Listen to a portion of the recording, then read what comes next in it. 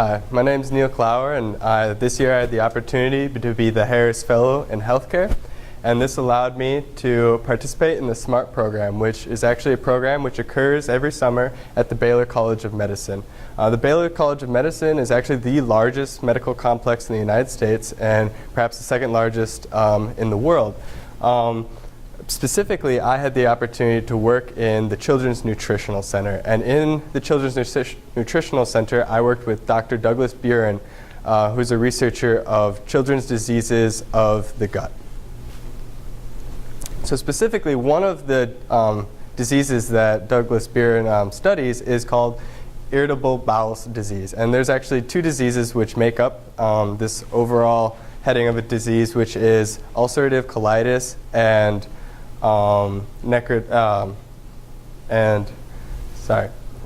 this is a chronic intestinal inflammatory disease, and this occurs in adults, and it is associated with an abnormal immune response to the body. So we wanted to study a possible drug treatment for how we may prevent this disease from occurring and how we may reduce its severity once it is onset.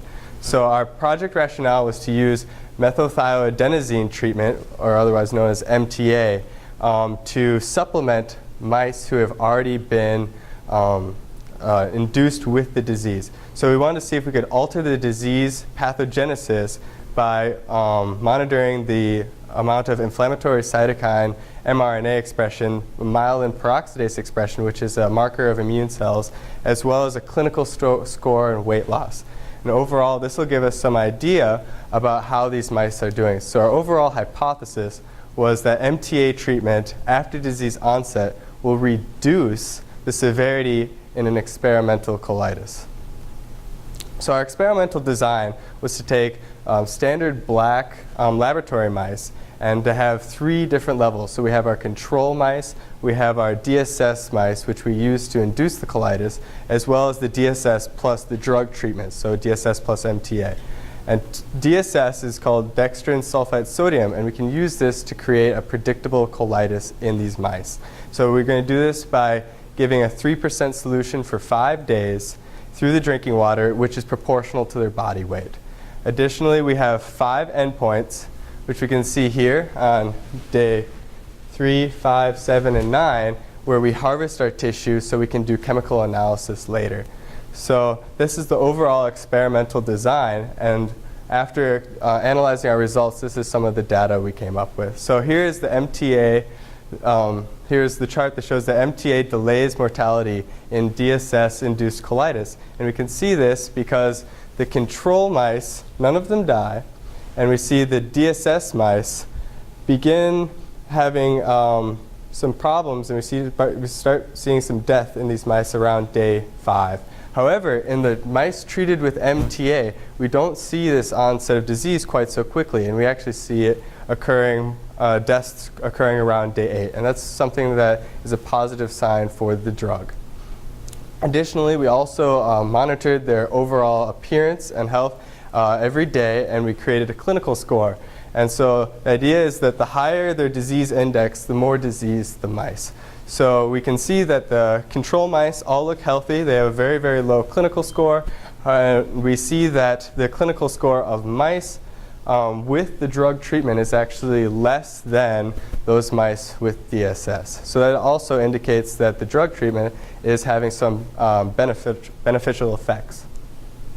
Overall, the conclusion from our research showed that MTA is an inefficient treatment for established DSS colitis. And the reason we came to that conclusion is because if we see on the chart, eventually the severity of the disease is similar. What we did see is this alteration in the pathogenesis. So we see that you still get the same severity of disease, it's just later.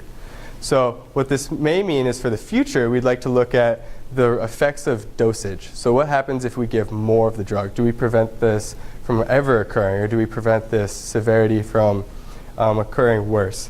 And so to prove the effect of MTA, we would also like to do epigenetic work, because MTA is believed to affect the methyltransferases and the actual initiation of inflammatory cytokines. So we'd just like to prove that the drug is working in the manner in which we expect. Overall, this fellowship impact has led me to have a new appreciation for the diversity of research. And this really came through one of the strengths of the SMART program, where I was one of 90 students. And so what we did is every day we had another researcher from the Baylor College of Medicine come and present their recent findings, talk about their research, their path to get to where they were. And that really gave me a wide breadth in understanding a lot about modern research, and is one of the major strengths of this program. Additionally, for career development, this was very, very strong for me. I had the opportunity to meet with a member of the medical board weekly and have practice interviews to go over my application, to discuss locations and the process of applying to medical school. And it's truly going to be invaluable for my future coming out. Furthermore, actually, my supervisor, Dr. Doug Buren, is actually the Dean of Admission for the PhD program at Baylor. And so it was really interesting to also be able to compare with him about the different application processes for medical school as well as graduate school. And he also taught me about the different levels of research and what it means to become a full-time primary investigator. And these include applying for grants, designing your own experiments, as well as doing the analysis themselves and writing the papers. So it was truly invaluable for what I want to do in the future. I would like to acknowledge and thank the Cornell Fellows Program for providing me with this opportunity. And the NIH training grant is part of the whole SMART program. They help bring some of the speakers and do some of the events as well. Specifically, I'd like to thank my site supervisor, Dr. Doug Buren, and my faculty sponsor, Dr. Craig Tepper. Thank you.